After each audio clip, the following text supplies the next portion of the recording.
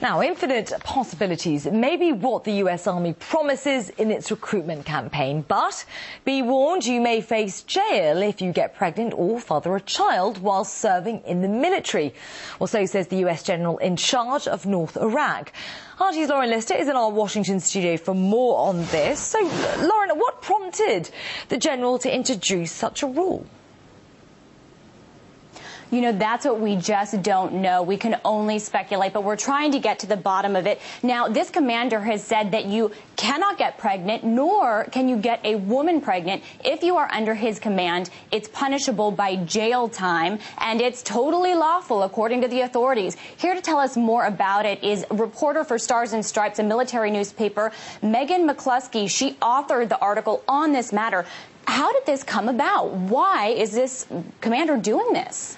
Well, you know, we really don't know at this point. It happened very under the radar. It was started early last month, and we just found out about it now when a soldier complained to our newspaper. So we don't know. They are very short of service members, struggling and straining to have enough men and women to fight the war. So I could assume and speculate that having even one person gone when you're deployed downrange can put a strain on the unit. Because when a woman becomes pregnant, a service woman, she does have to be redeployed and taken out of a war zone in 14 days, yes. Correct? Mm-hmm. Okay, but isn't it discrimination? Doesn't this unfairly discriminate against women, specifically with this policy? Well, it does go really to the heart of personal autonomy, being able to reproduce. And in any other circumstance, it's not wrong, it's not an offense. And you have a problem of enforcement with this.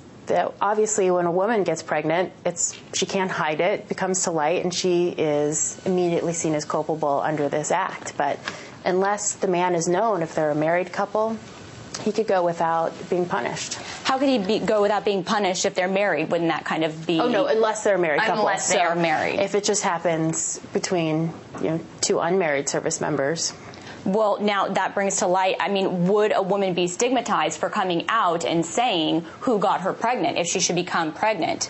Well, it's certainly an issue. Women worry quite a lot about pointing the fingers. They already struggle a bit in the ranks as a female in a largely male organization. So, yes, I would imagine that women would be nervous about pointing fingers at somebody.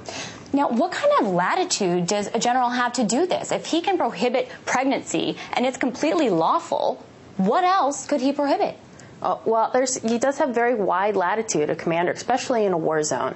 So there are lots of things that he could prohibit. For example, there have been prohibitions against marrying or being involved with a local person, somebody who is Afghani or Iraqi. You're not allowed to engage in sexual behavior with them or any sort of relationship. So they have pretty wide latitude. Okay. Now, this also brings me to another point. Do we know if this has happened in any other situations? I mean, in your article, the Inspector General says he hasn't heard of anything, the Inspector General of Iraq. Could this set a precedent? It certainly could. Military experts that I spoke to had not heard of this happening before, but it could be something that other generals follow suit on.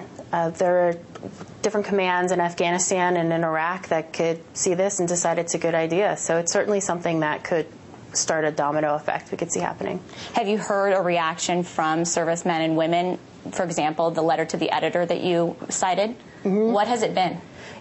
I think most service members see this as an infringement on their personal autonomy and choices. There is a basic understanding for why a general would do this. There is rules and regulations that are needed to keep the force intact when you're fighting a war, but I think people really see this going a step too far from what we've heard so far, but it's just coming to light, so we're not sure exactly what the reaction will be from the troops. Okay, so a woman can't get pregnant, she's prohibited, but at the same time, it is not allowed for a woman to get an abortion in a military hospital unless it's a case of her health being endangered, rape, or incest. So aren't women kind of caught between a rock and a hard place? Now they can't get pregnant, they could be punished with jail time, but they can't get an abortion either.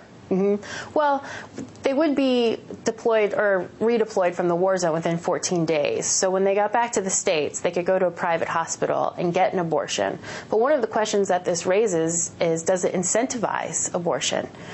What about a woman who doesn't believe in birth control? If she is deployed with her husband downrange, can she then not have sex? Is it essentially a prohibition against sexual relations with her husband because she doesn't believe in birth control? So there are a lot of ethical and legal issues that this crosses into. In fact, the president of the National Institute for Military Justice said it would be a spectacular law exam question because it's rife with so many ethical issues. Are there any cases where it's prohibited for people to have sexual intercourse in a war zone when they're deployed? Yes, and there are cases where sex is prohibited. Like, for example, there are some commands where you're not allowed to have sex with a local person, no engagement in that level. And there are also rules that don't explicitly prohibit sex, but get at the matter. For example, a man cannot be in women's quarters between midnight and, say, 6 in the morning. And it's all to try and prevent sexual relations downrange. Do we know any statistics in terms of how many women become pregnant when they're deployed in a combat zone, such as northern Iraq?